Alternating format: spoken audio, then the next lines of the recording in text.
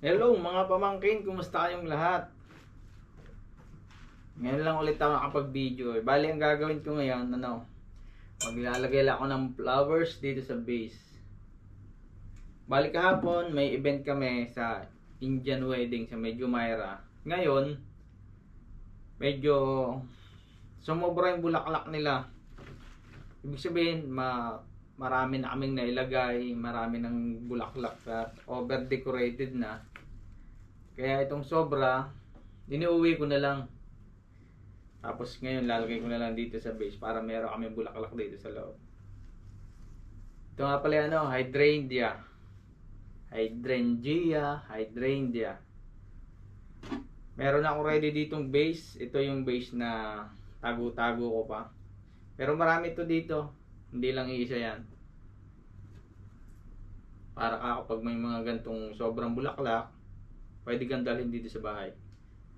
Ito, base flower, base ano lang to, base arrangement lang tayo. Oh. Bawasan ko lang konti, medyo mataas pa eh.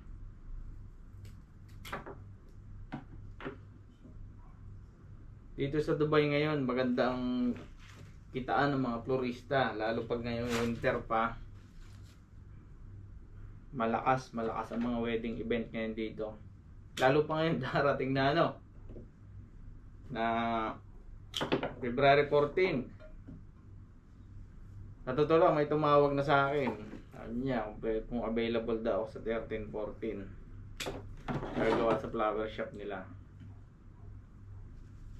Hindi pa ako nag-confirm kasi yan, bago dumating ang 13-14, maraming mga kailangan at mas merong malalaking offer. Yan. Ang ganda oh. Kung bibili ko to sa shop, mahal to. Alam ko sa Pinas tumutubo rin to eh. Itong hydrangea na to. Ito lang arrangement natin. Ito, medyo mataas. Tapos hindi, mas gusto ko yung medyo matataas. May mataas na isa, may medyo mababa. Tapos hindi siya pantay-pantay. Ayan. Bukatin natin. Oh. Tapos ito, stoma. Medyo bukad na siya yung stoma. Pero okay pa rin, oh. Makaka-recover pa rin yan.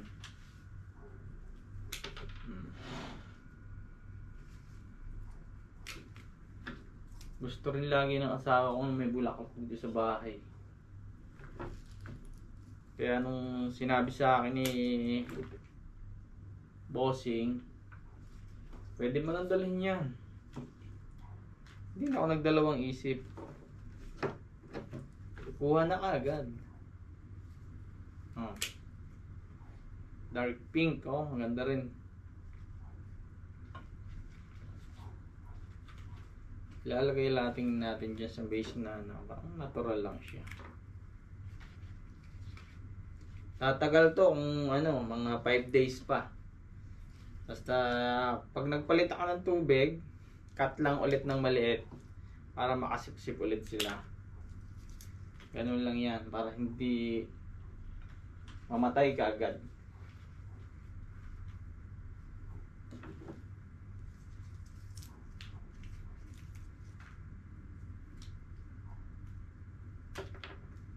Hindi ako naka-order nung mga nakarang araw ng flowers eh. Kasi busy yung mga ino-orderan ko. Ito actually buo ko pa to. Bubulaklak pa siya. Try natin kung makakabukad pa siya ng ilang araw dito. Pag bumukad pa siya, di okay. Ayan. Basta naman may tubig yan, okay yan. Goods yan. Gaya nito. Bawas na ng konting dahon. Dapat yung dito sa may tubig na to, walang dahon. Dahil yan, Sa may dahon na yan, pagka nandito sa may tubig na to, madaling mabulok yung dahon. Tapos, babaho yung tubig. Yan, isa din sa iniiwasan ganyan. Kaya, hindi, pagdating dito, tinatanggal na yung mga dahon.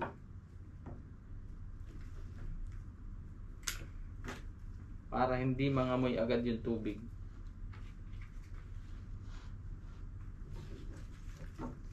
May naligaw nga palang isang rosas. Medyo ano na siya, pero makaka-recover to. Pag nakasip-sip ng tubig, makaka-recover na yan. Yan.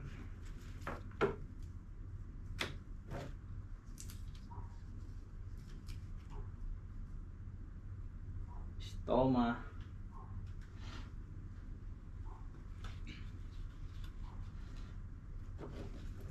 Tapos, ganito lang.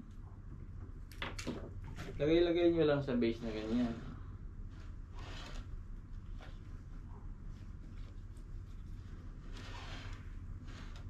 Pwede na ito regalo yan, oh. Ganda ng kulay.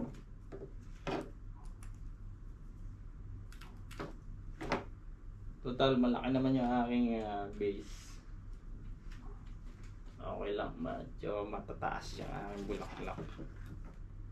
Ito mga nakatigong ba to? Bukas, open lahat yan.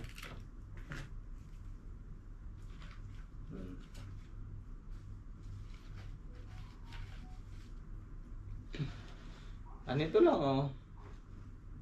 Para hindi masayang yung bulaklak na kinuha ko kahapon.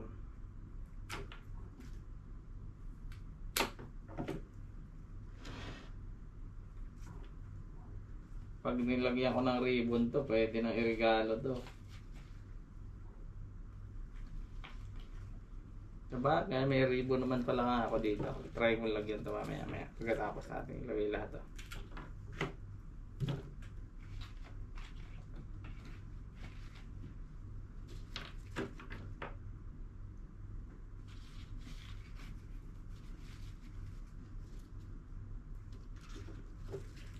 Cut ko na lahat. Ayan. Yun. Meron pang isang naligaw na stoma. Yan.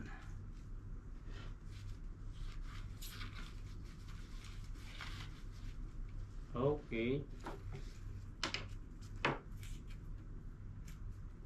Tawag nga pala dito carnation. Doon lang sa ano, sa magtatanong. Yung iba naman, alam na nila yan. Carnation, stoma, hydrangea. Alam ko sa Pinas nakakapagpatubo nitong hydrangea na to eh. May nakita ako.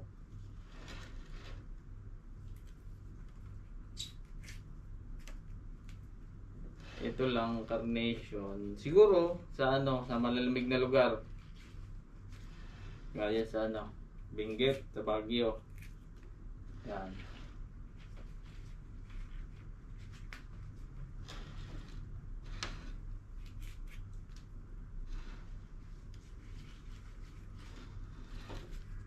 Okay na. Konti na lang, oh. At least hindi na sayang yung binigay sa akin kahapon. Mapapatagal pa natin kung iilang araw.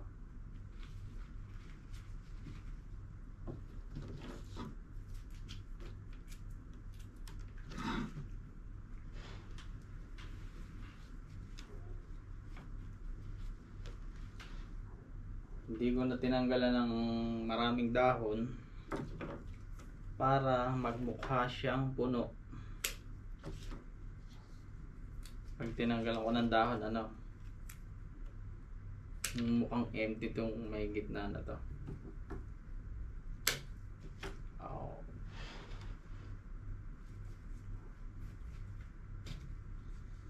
Okay na, oh. Mga pamangkin, oh. Goods na yan, goods na. Okay na. Ayan. Dito ko lang.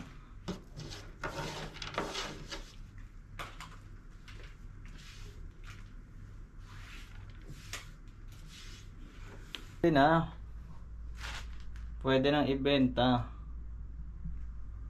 Oh, di ba? Nice naman. Ito yung ribbon. May mga ilang gamit na rin ako dito. May mga ribbon ako dito, may mga wrapping paper. Para in case na may magpagawa yung mga kakilala, matik na. Gagawin ko na lang. Yeah. Peach color, yan. At ako'y nagkaroon ng sariling shop balang araw. Magpapapersonalize ako ng ribbon. May pangalan ng aking shop.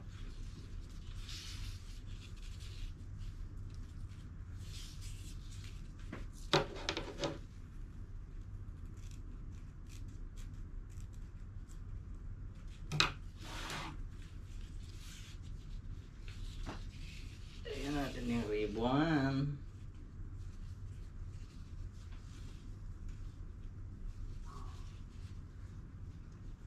Medyo taas yan.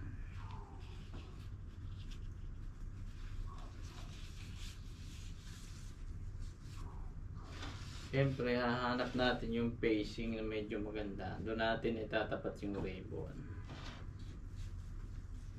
Kung saan medyo naka-face yung mga bulaklak. Dito, magandang facing dito. Dito ko i-ribbon yan.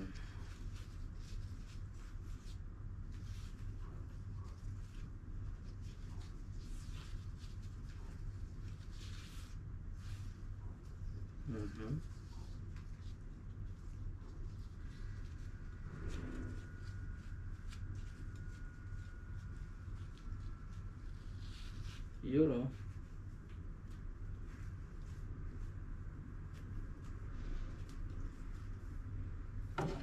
Ayos na. Pita natin dito. Yan.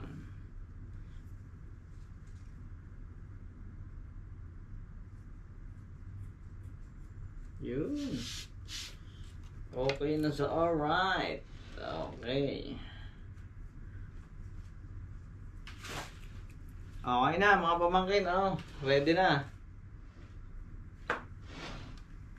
Shoutout nga pala sa mga bagong viewers natin, sa mga nanonood ng aking video. Thank you so much sa inyong lahat. Oh, ito na yung aking gawa. Napaka-simple pero nagawa natin ang paraan yung bulaklak na hindi masira agad. Ganda. Kasi si Mrs. mahilig talaga sa halaman, bulaklak, ganyan. Meron niya siyang bulaklak halaman dito, yan. Kaya pag may time na ganyan, talagang kinukuha ako yung mga bulaklak. So, thank you so much mga pamangkin. See you on my next vlog. Goodbye.